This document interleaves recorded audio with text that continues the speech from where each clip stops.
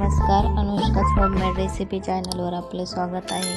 आज आपण बनवणार आहोत फ्रूट कस्टर्ड। चला तर रेसिपीला सुरुवात करूया। मी इथे एक पेअर्स घेतले, 2 चिकू घेतलेले आहेत, 2 सफरचंद, 4 केळी घेतलेले आहेत आणि 1 डाळिंब घेतलेला आहे।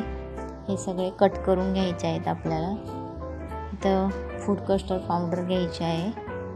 इथे 1 लिटर दूध घेतलेलं आहे, त्यातलं आपल्याला 1 वाटी काढून ठेवायचं आहे आणि हे दूध गरम करण्यासाठी ठेवायचं आहे। यामध्ये 3 चमचे फूड कस्टर्ड पावडर घालायचे आहे आपल्याला आणि मिक्स करायचं आहे।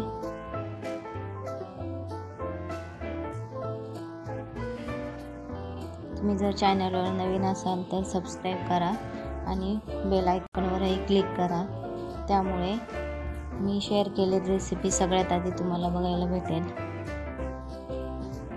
इथं 1 लिटर दुधामध्ये अर्धी वाटी साखर घालायची आहे।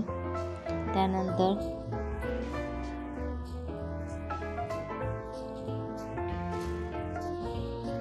हे पावडरचं दूध घालायचं आहे आणि थोडंसं घट्टसर होईपर्यंत उकळून द्यायचं आहे। त्यानंतर दूध थंड करण्यासाठी ठेवायचं आहे।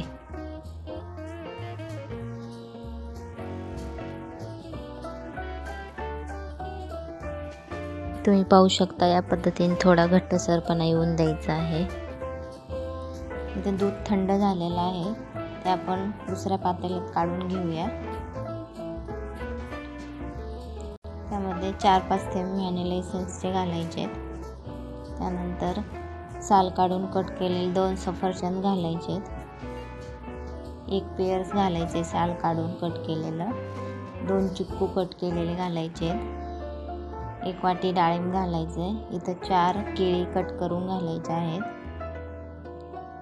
हे सगळं मिक्स करून घ्यायचं आहे। मिक्स करून हे 2 तास आपल्याला फ्रीजमध्ये थंड होण्यासाठी ठेवायचं आहे। रेसिपी आवडल्यास कमेंटमध्ये नक्की सांगा। असेच व्हिडिओ पाहण्यासाठी चॅनलला सबस्क्राइब करा आणि लाईक आणि शेअर करायला विसरू नका। धन्यवाद।